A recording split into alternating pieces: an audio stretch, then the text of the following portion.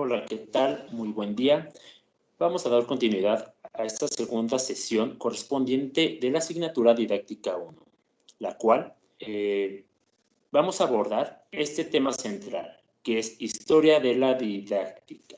Con ello, vamos a establecer dos posturas relacionadas a este término de didáctica en esta sesión, lo que es la historia y pedagogía. La historia habla acerca de la evolución que tuvo este término a lo largo del tiempo, relacionado con la pedagogía. Esta pedagogía va enfocada específicamente a la educación.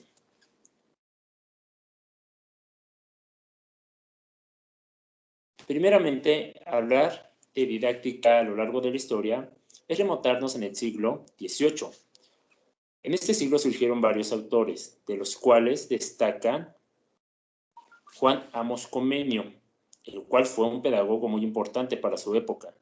Sobre todo, que él acuñó esta terminología de didáctica en el año de 1657, estipulándolo en el libro denominado Didáctica Magna. Este libro de Didáctica Magna fue publicado en 1632, en el cual recogía su concepción sobre la educación, pero no solamente eso, sino también los principios que rigen a la educación como tal, y sobre todo todos los métodos que también en ella se pueden ejecutar.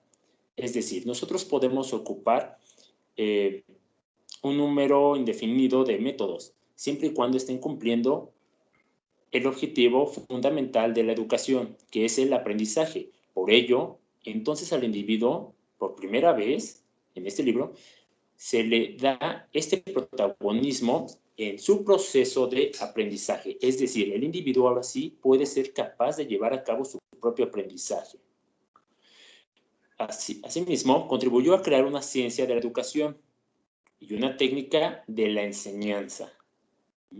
Entonces, la educación es tratada ya como una ciencia por Comenio, pero también tiene como tal una técnica en la cual nosotros vamos a poder enseñar y en la cual nosotros también vamos a poder aprender.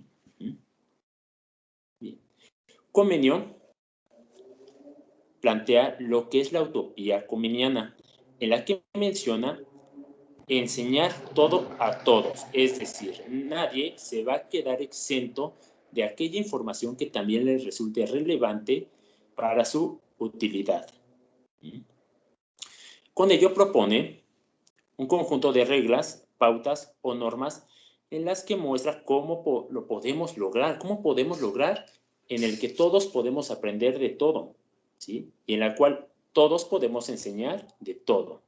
Con esto entonces está permitiendo que la enseñanza sea eficaz, que sea accesible absolutamente para todos los seres humanos.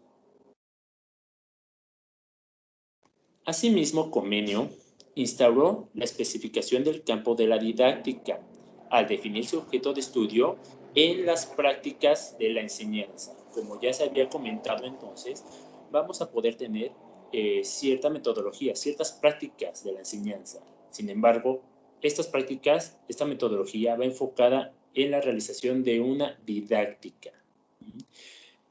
También concibe la educación como un proceso gradual, secuenciado, experimental y no verbalista. Entonces, nosotros debemos de empezar por algo sencillo y con el paso del tiempo vamos a poder adquirir nuevas competencias, nuevos conocimientos, pero de una mayor gradualidad. Asimismo, debe ser secuenciado, no nos podemos saturar absolutamente de toda la información, de todo el conocimiento, puesto que esto va a imposibilitar adquirir un aprendizaje significativo. Debe ser experimental, es decir, no solamente nos debemos de quedar con la teoría. Y no debe de ser, sobre todo, verbalista, es decir, debe de ser contextualizado. Aquel conocimiento que a nosotros nos proporcione, nosotros también lo debemos de tener como un aprendizaje situado, es decir, donde yo lo puedo situar este aprendizaje, este conocimiento. Entonces, como ya lo hemos mencionado, él hacía referencia acerca de un método. Ahora, este método para él debe de ser universal, científico e infalible, es decir, esto debe de llevarnos a poder enseñar a todos. Por eso lo menciona que es universal. Entonces, se basa en la experiencia y en la relación con las cosas, como también lo habíamos mencionado. No solamente lo tengo que adquirir ese conocimiento, sino que yo también lo tengo que llevar a cabo a mi contexto inmediato para que ahora sí sea un aprendizaje significativo. Bien. También tenemos a John Locke, este otro autor, en el cual su postura estuvo establecida entre el año 1692 y 1700, en la cual no pretendía crear un sistema educativo para todos, sino solamente explicar los lineamientos de la educación, pero solamente para los hijos de la nobleza. Es decir, solamente los hijos de la nobleza podían tener el acceso a esta educación. No iba a ser entonces completamente universal para John Locke. También nos encontramos a Rousseau. Rousseau, en el año 1762, sobre todo en su obra Emilio, estableció 3 postulados en la cual se guiaba la acción educativa, es decir, toda esa didáctica. Primeramente, se tenía que considerar los intereses y capacidades del niño. En segundo, estimular en el niño el deseo de aprender, es decir, no debe de ser impuesto. Y analizar qué y cuándo debe de enseñarle al niño en función de su etapa de desarrollo. A un alumno no se le puede estar enseñando términos, fórmulas o temas muy avanzadas hasta para su edad cognitiva. Lo podemos entonces comparar, como lo mencionaba Comenius, debe de ser gradual, ya que todos cognitivamente vamos a estar pasando por una serie de niveles en los cuales nosotros debemos de ir adquiriendo ciertos conocimientos y también habilidades y capacidades. Posteriormente nos encontramos en 1770 a Pestalozzi. Pestalozzi fundó una de las primeras escuelas en Suiza, en la cual los niños pobres podían tener el acceso a la educación e instrucción. Ahora sí, en este momento Pestalozzi lo podemos atribuir a que él estipuló este tipo de escuela para todos. Con esto podemos pasar entonces al siglo XIX. Así como en el siglo XVIII, también en el siglo XIX surgieron varios autores relacionados a la didáctica. En este siglo nos podemos encontrar a Herbart, en 1806, el cual consideraba que la educación se debía realizar siguiendo pasos en vez de reglas. Lo mismo que Comenius mencionaba, ¿no? Debemos de ocupar un método. Ahora, las reglas en muchas ocasiones son impuestas, son establecidas y no son consensuadas.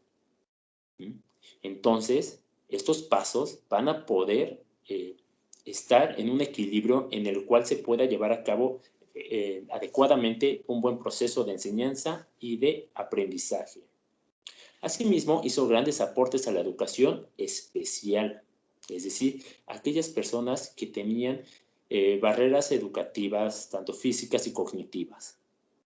También luchó por la reforma liberal y el aprendizaje empírico, es decir, el aprendizaje a través del conocimiento que nosotros ya tenemos.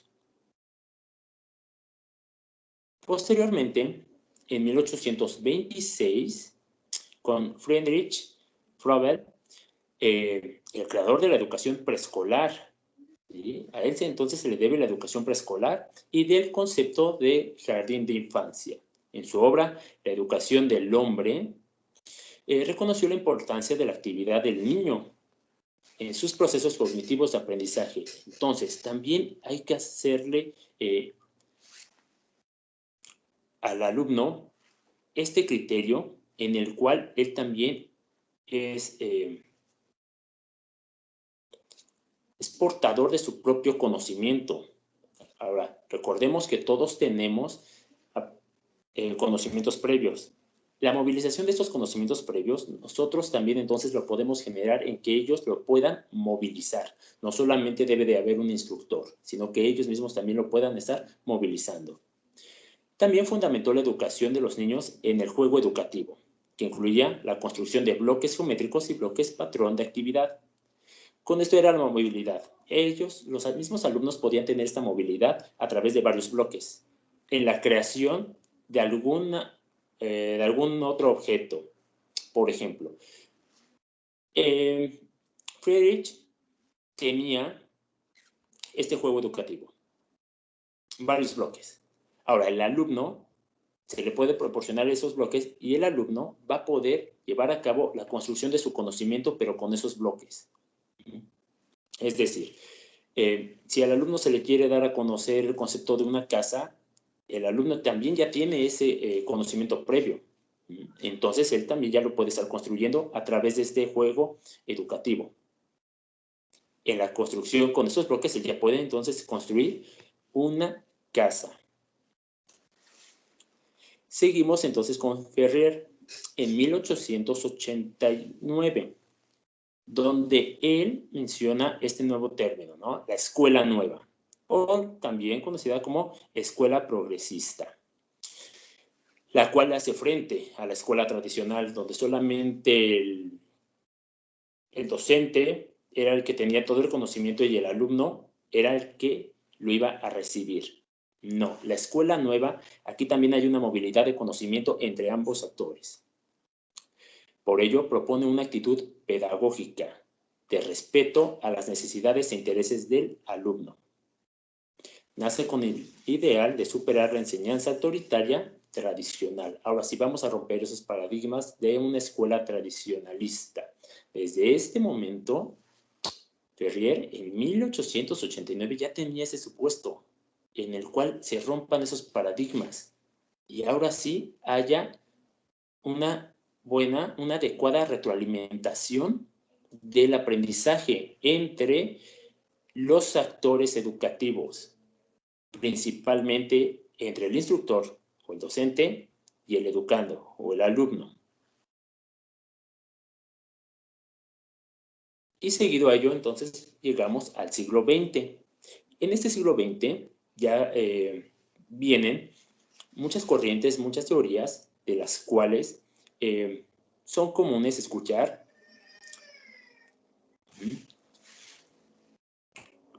Nos podemos encontrar entonces con Dewey, John Dewey, en 1990, el cual estuvo profundamente interesado en la reforma de la teoría y de la práctica educativa. Criticó completamente los principios educativos de la escuela tradicional. También siguió la parte del ideal de Ferrier, donde podíamos tener esta escuela tradicionalista un poco aparte de lo que es la educación.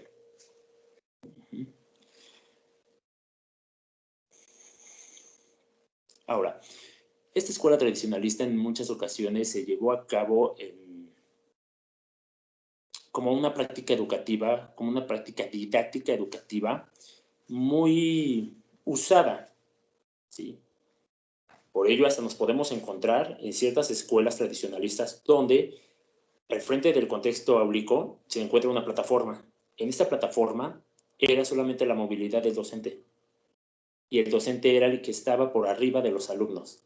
Entonces, el docente aquí tenía una función de activo en el cual él transmitía todo el conocimiento y los alumnos solamente tenían la recepción del conocimiento. Sin embargo, no hacían tanto uso y análisis de los ritmos y estilos de aprendizaje de estos educandos.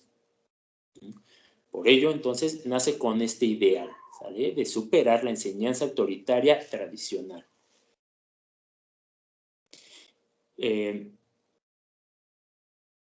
También, entonces, podemos establecer que Dewey manejaba esta parte en la cual el alumno va a poder expresar el conocimiento que él está adquiriendo hasta ese momento. Entonces ya no es un agente pasivo, también va a ser activo, va a estar en constante dinamismo.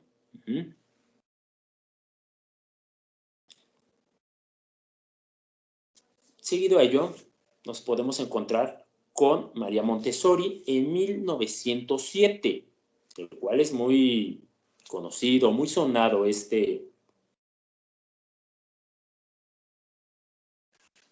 método de María Montessori, o método Montessori, en la cual ella basó sus ideas en el respeto hacia los niños. Es decir, ellos también van a poder aprender a través de la búsqueda y experimentación, el ensayo y el error. Todos los alumnos, todos los niños, todas las personas, siempre queremos aprender, siempre estamos en esa constante necesidad. El método Montessori es eso, dejar al estudiante que también él esté en la búsqueda de ese aprendizaje, que él explore. En esta exploración va a tener todo el conocimiento que él necesite.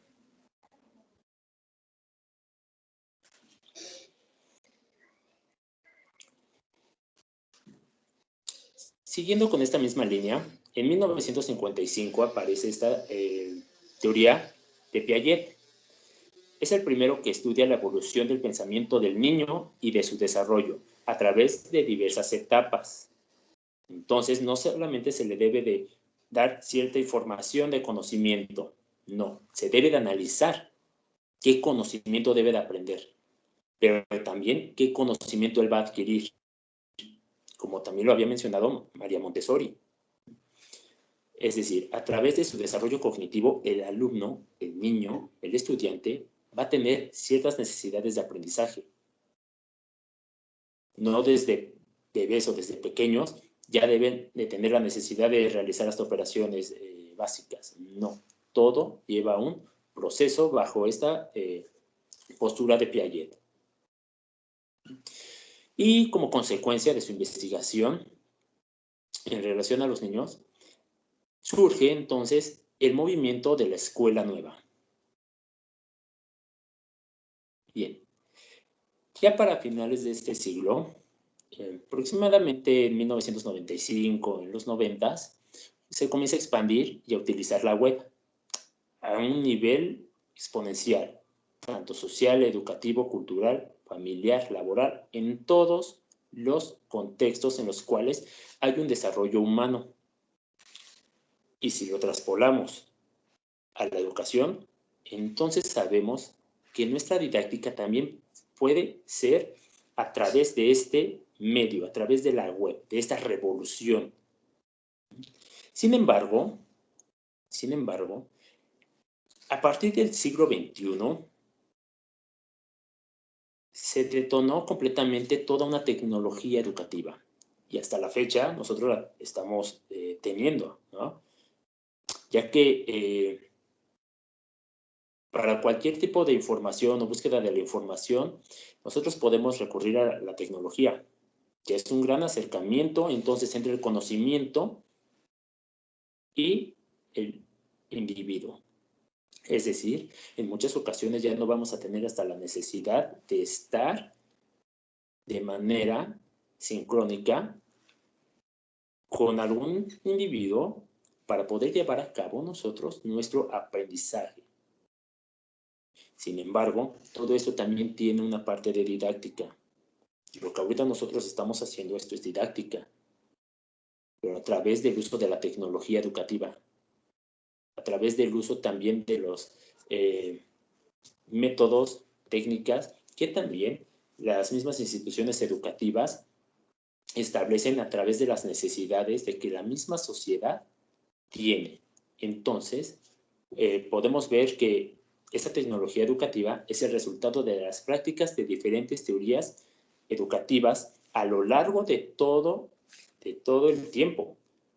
Entonces, nosotros ahorita, en este siglo XXI, podemos traer diversas prácticas educativas, diversas teorías, diversos enfoques de los autores que acabamos de mencionar o de los autores que también nos vamos a encontrar en nuestro documento central y todavía las podemos ajustar, no las podemos plasmar o llevar tal cual, No, porque recordemos que también sus teorías fueron establecidas en un tiempo completamente diferente al cual nosotros nos encontramos. Por ende, nuestras necesidades son muy distintas a las necesidades en las cuales fueron estipuladas estas teorías. ¿Sí? Por eso, reitero, nosotros lo podemos tomar, pero lo debemos de ajustar. Y bueno, con esto vamos a dar se da por terminada esta explicación acerca de la evolución que ha tenido toda la didáctica a lo largo de sus comienzos. Cómo fue establecido a través de la pedagogía, a través de la educación, a través de la escuela. Y cómo nosotros entonces la podemos ajustar en nuestros días a través de nuestros contextos determinados en los cuales nosotros nos estemos desarrollando. Les agradezco mucho, seguimos en contacto, nos vemos.